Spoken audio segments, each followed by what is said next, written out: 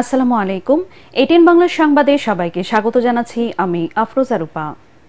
স্বাভাবিক জীবনযাপন আর আর্তমানবতার সেবায় বাকি জীবনটা কাটিয়ে দিতে চান আলোচিত সুইডেন আসলাম।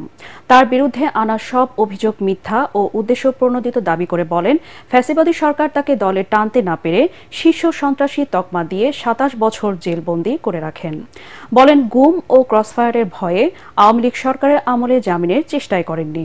আসলামের কাছে সে সময়কার মুক্ত বাংলাদেশের চেয়ে নিরাপদ ছিল কারাগারের বন্দি জীবন। এটিএন বাংলার সাথে একান্ত সাক্ষাৎকারে এসব কথা বলেন তিনি। সাক্ষাৎকার নিয়েছেন আমাদের বিশেষ প্রতিনিধি জিএম তসলিম। গত ৩ দশকে দেশের শীর্ষ সন্ত্রাসী হিসেবে যাদের নাম এসেছে তাদের অন্যতম সুইডেন আসলাম। শেখ মোহাম্মদ আসলাম কিভাবে সুইডেন আসলাম হয়ে গেলেন সেই গল্প বলতে গিয়ে আবেগপ্রবণ হয়ে যান তিনি। বলেন, তিনি পরিস্থিতির শিকার। ফ্যাসিস্টদের দ্বারা রেখে যাওয়ার নাম আমার পিছু ছাড়ছে না। বর্তমান অন্তর্বর্তী সরকার আমলে আমি বিভিন্ন মাধ্যমে জানতে পেরেছি যে এলাকার কোনো বিশৃঙ্খলা, চাঁদাবাজি ও জবরদখলের ঘটনা ঘটলে একটি স্বার্থান্বেষী মহল সবকিছুতেই আমার নাম জড়ানোর অপচেষ্টা করছে। আমি এর তীব্র প্রতিবাদ জানাচ্ছি। আমি কোনো রকম চাঁদাবাজি ও অন্যায় কাজের সাথে জড়িত না। আমি আমার নাম ব্যবহার করে কোনো ব্যক্তি কোনো ধরনের অপকর্ম করে তাকে আইনের আওতায় তুলে দিন। ২৭ বছর কারাগারে কেটেছে আসলামের। এখন তার বয়স ৬২ বছর। ৫ আগস্ট হাসিনা সরকারের পতনের পর আদালতের মাধ্যমে জামিন পেয়েছেন তিনি। এখনও গালিব হত্যা মামলা বিচারাধীন। শেখ আসলাম বলেন, সে সময় তার কাছে কারাগারে ছিল নিরাপদ। আমার টিচার এবং আমি দুইজন কি একই সাথে হত্যা সংগঠিত করতে গেছি? নিশ্চয়ই না। শেখ হাসিনা সরকারের স্বরাষ্ট্রমন্ত্রী যিনি ছিলেন কামাল সাহেব, ওনার যে চাপ সেটা আমার বহন করার ক্ষমতা ছিল না। এ কারণে আমি আমার মামলাও মনে করেন যে শেষ করতে চাই না। বাইরেও আসার কোনো ইচ্ছা আমার ছিল না। তাহলে আমার নিশ্চিত মৃত্যু ছিল। তো সেটাকে অ্যাভয়েড করার জন্য আমি অপেক্ষা করতেছিলাম যাতে এই সরকারের পতন হলে যদি আল্লাহ একটা সুযোগ দেয়।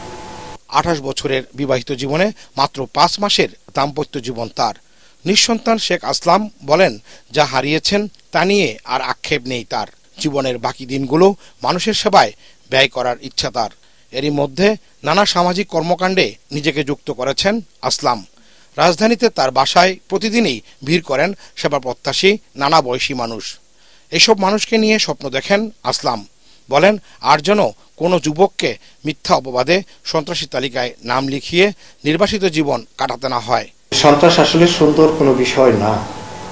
তো আপনি কেন সন্ত্রাসকে গ্রহণ করবেন?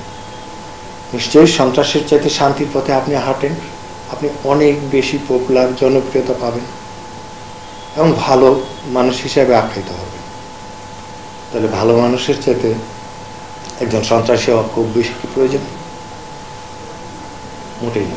কারাগারে ২৭ বছরের অভিজ্ঞতা বর্ণনা করতে গিয়ে শেখ মোহাম্মদ আসলাম বলেন, বিশ্বের উন্নত দেশের কারাগার হয় সংশোধনাগার, আর বাংলাদেশের কারাগার ঠিক তার উল্টো।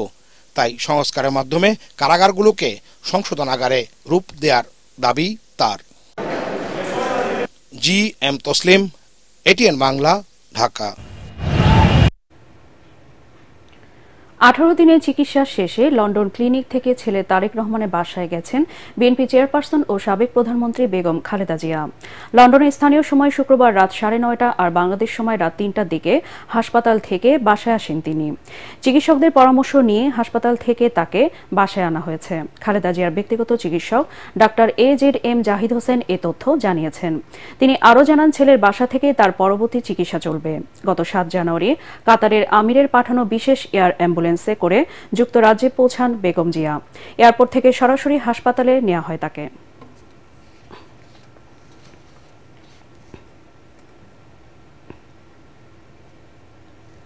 দাভোসে বিশ্ব অর্থনৈতিক ফোরামের বার্ষিক সভায় যোগদান শেষে দেশের পথে সুইজারল্যান্ড ত্যাগ করেছেন অন্তর্বর্তী সরকারের প্রধান উপদেষ্টা ডক্টর মোহাম্মদ ইউনূস। এমিরেটস এয়ারলাইন্সের একটি বাণিজ্যিক ফ্লাইট সুইজারল্যান্ডের স্থানীয় সময় শুক্রবার রাত ৯:৫০ জুরিখ আন্তর্জাতিক বিমানবন্দর ত্যাগ করে। অধ্যাপক ইউনূস আজ বিকেল ৫টায় ঢাকার হযরত শাহজালাল আন্তর্জাতিক বিমানবন্দরে পৌঁছাবেন বলে আশা করা হচ্ছে। বিশ্ব অর্থনৈতিক ফোরামের বার্ষিক সভায় যোগ দিতে গত ২১ জানুয়ারি দাভোসে পৌঁছান অধ্যাপক ইউনূস। পরবর্তী সংবাদ দেখার আমন্ত্রণ জানিয়ে এখনকার মতো শেষ করছি। এটিএন বাংলার সংবাদ ইউটিউবে দেখতে ব্রাউজ করুন youtube/ATN Bangla News। ধন্যবাদ সবাইকে।